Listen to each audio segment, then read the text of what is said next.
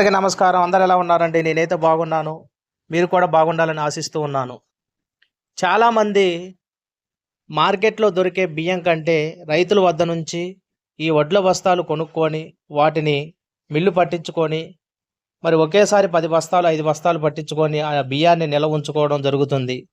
చాలా సార్లు మరి ఎక్కువ శాతం మంది ముడి బియ్యం అంటే పాలిష్ తక్కువేసినటువంటి బియ్యాన్ని తింటూ ఉన్నారు. మరి ఇలాంటి బియ్యం చాలా సార్లు పురుగు పట్టడం, ఖరాబ్ అవ్వటం, సంవత్సరం పాటు నిల్వ ఉండటం, ఉంచాల్సిన సమయంలో అది ఖరాబ్ అవ్వటం వల్ల ఈ విధంగా మనం నష్టపోతూ ఉన్నాం. మరి బియ్యం నిల్వ చేసుకోవడంలో మనం ఎటువంటి జాగ్రత్తలు తీసుకోవాలి అనేది మనం తెలుసుకుందాం. మనం ముఖ్యంగా బియ్యం పురుగు పట్టకుండా ఉండాలంటే మొట్టమొదటిగా వర్షాకాలంలో బియ్యాన్ని గాలి, వెలుతురు చొరబడని చోట నిల్వ చేసుకోవాలి. మీరు ఉపయోగించే బియ్యం మినహా అన్నిటినీ సురక్షితమైన ప్రదేశంలో దాచిపెట్టండి. రెండవదిగా చాలామంది డైట్ గురించి ఆలోచించి ₹100 వెచ్చించి బ్రౌన్ రైస్ కొంటుంటున్నారు. కానీ ఈ బియ్యాన్ని మీరు జాగ్రత్తగా నిల్వ చేసుకొని ముడి బియ్యం టైపులో పెట్టుకొని తింటే చాలా మంచిది. మూడవదిగా వరి పొలంలో ఎక్కువసేపు ఉంచితే పురుగులు పట్టుకున్నట్లు గమనించవచ్చు.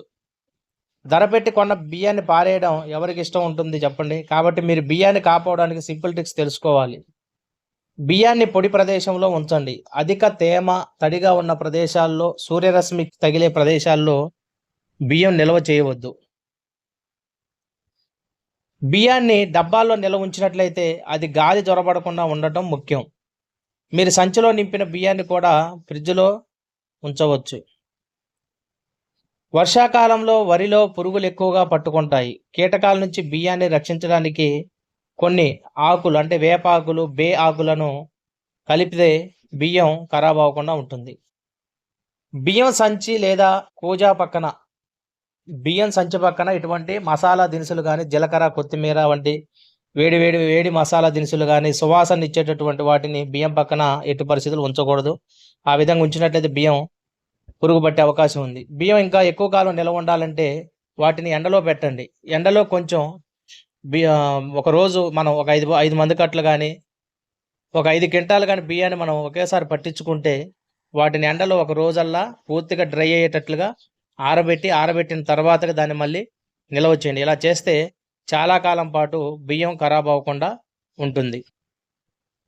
ప్రాముఖ్యంగా మనం తెలుసుకున్న విషయం ఏంటంటే బియ్యం ఖరాబ్ అవ్వకుండా ఎటువంటి తేమ కానీ, తడి కానీ తలగని చోట్ల మనం బియ్యాన్ని ఉంచాలి.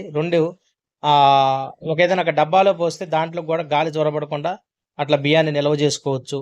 బియ్యాన్ని మంచి ఎండలో ఉంచి పోసిన తర్వాత పూర్తిగా డ్రై అయిన తర్వాత బస్తాల్లో పట్టుకొని లేదా వాటిని జాగ్రత్తగా సూర్యరశ్మి తగలని చోట్ల మనం దాన్ని జాగ్రత్త చేసుకోవాలి. ఈ విధంగా చేసుకున్నట్లయితే మన బియ్యం ఎప్పుడు కూడా సంవత్సరం కాలం పాటు కూడా పురుగు అనేది లేకుండా చాలా చక్కగా ఉంటుంది. మా యొక్క విశ్లేషణ మీకు నచ్చినట్లయితే సబ్స్క్రైబ్ చేయండి, లైక్ చేయండి, షేర్ చేయండి. ధన్యవాదములు.